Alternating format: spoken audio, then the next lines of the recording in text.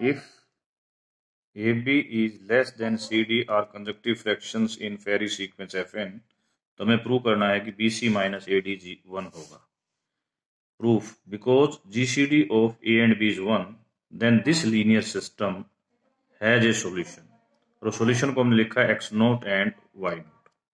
मोर हम इस solution को ऐसे भी लिख सकते हैं, x is equal to x note plus AT plus y naught plus BT will also be solution for any integer t. इसको आप पुट करके भी देखोगे तो वही चीज आएगी, जो कि इसको x की जगह x नोट रखने पर और y की जगह y नोट और इसको रखोगे तो वही चीज आएगी. अब हमने एक टी नोट चूज करना है such that this condition will be satisfy. ये कंडीशन है NB की value greater than equal to 0, this value is less than y naught plus BT naught less than equal to n. इसका target ये है, आगे चल के हमने इसको y बनाना है.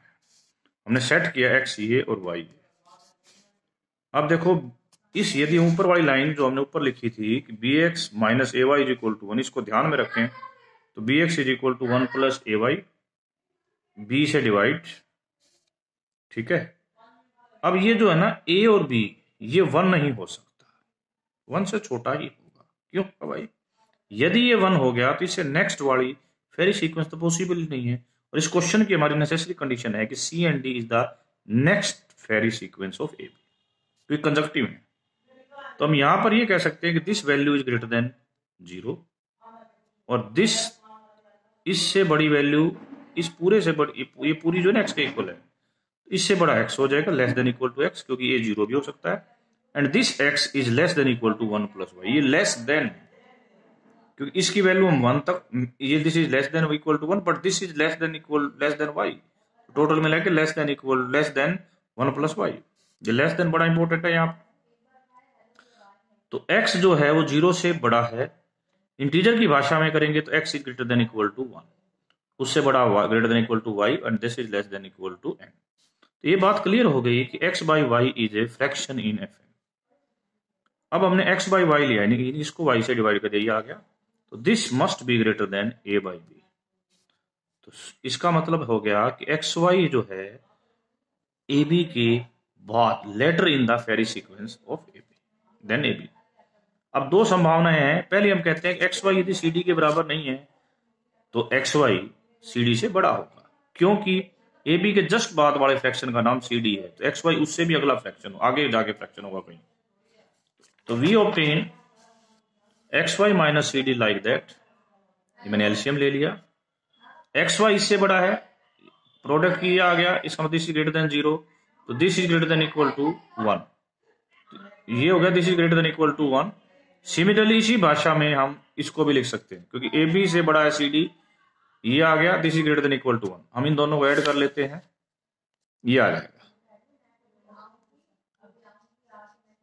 एलसीएम. ठीक है. तो हम इसको रिकॉल करते हैं तो ये चीज क्या होगी, b plus y greater than n. तो अब 1 प्लस बी वाई, 1 की जगह वैल्यू रख दी, इसके नीचे ये आ गया. ये वैल्यू ये वाली वैल्यू इससे बड़ी है. ठीक है. और दिस इज ये n से बड़ा है. हमें पता है कि जो d है less than equal to n होगा, तो दिस इससे छोटा ही हो जाता है, यानी कि 1 plus b y is strictly greater than 1 plus b y. This is incorrect which is contradiction. इस प्रकार हमें क्या मिल गया कि xy equal to CD. xy CD है तो हमारे पास ये आ गया. ये इक्वेशन था ना. इस इक्वेशन में हमने क्या किया है, bx minus ay equal to 1. तो ये equation xy equal to CD. तो यदि मैं यहां से देखूं, यदि bx is equal to minus ay is equal to 1, तो मैंने कह दिया xy equal to CD. xy equal to CD. तो ये इक्वेशन अपने आप में क्या बन जाएगी, AC minus BD is equal to 1. ठीक है. अब थ्योरम नंबर 15.4, ये सॉरी बटन की बुक का 15.4 का 5वां क्वेश्चन है. ऑब्टेन द, यानी कि 5/8 के बाद next sequence series, next term कौन सी आएगी F11 में बताना है. यहां पर A 5 है, B 8 है, दोनों का GCD 1 है. We have to find the integer such that 8x minus 5 equal to 1. तो यहां से आपको A नोट की वैल्यू 2 मिलेगी, Y नोट की वैल्यू 3, X नोट की वैल्यू 2 मिलेगी, Y नोट की वैल्यू 3. रख के देख लो, 8 16 में से 15 गए 1. करेक्ट. नेक्स्ट इसी को आगे देखिए। अब हमने टी नोट चूज करना है, आपको कंडीशन बताई गई थी, इस हिसाब से आपने वैल्यू पुट कर दी एन की, बी की, वाई नोट की, तो आपके पास टी नोट की वैल्यू 0 आ गई, तो रिक्वायर्ड एक्स आपका ये आ गया, रिक्वायर्ड वाई आपका ये आ गया। इस प्रकार हमारा आंसर ये बन गया। ठीक है,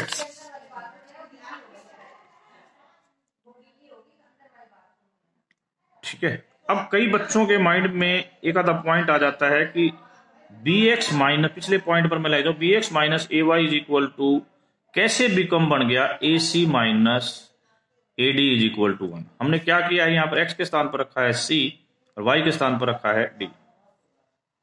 अभी भी कंफ्यूजन होना चाहिए बच्चों के माइंड में कि Y this is a very very important point, यही क्यों आया और कुछ क्यों नहीं लिया, ये आप सोचना। फिर भी कहीं कंफ्यूजन रह जाए तो आई विल टॉक यू। ठीक है, ये हमारा कितना आ गया। अगला लेते हैं, यदि find the next term in the 3/5 in F13, ये निकालना है अपने, आंसर आएगा 8/13। एक क्वेश्चन और है बटन की किताब में कि F7 और F8 की पूरी सीरीज लिखो। पहली टर्म ये होती है, दूसरी टर्म ये होती है। अब इसको लेके हमने A1 1, B7, 7x minus y is equal to 1, यहाँ पर A नोट 1 आएगा, Y नोट 6 आएगा। ये कंडीशन निकाली, T नोट की वैल्यू क्या आ गई, 0 आ गई। देन रिक्वायर्ड सीक्वेंस टर्म क्या बनी, 1/6। तो इस प्रकार हम देखो 1/7 के बाद 1/6 आगे चलते जाएंगे तो ये आपकी पूरी सीरीज आ जाएगी। इसी प्रकार देखोगे तो F8 की पूरी ये सीरीज आएगी। तो ये दोनों क्वेश्चन कंप्लीट हो गए। ठीक है, आज ये करिए, then we will discuss in the next class.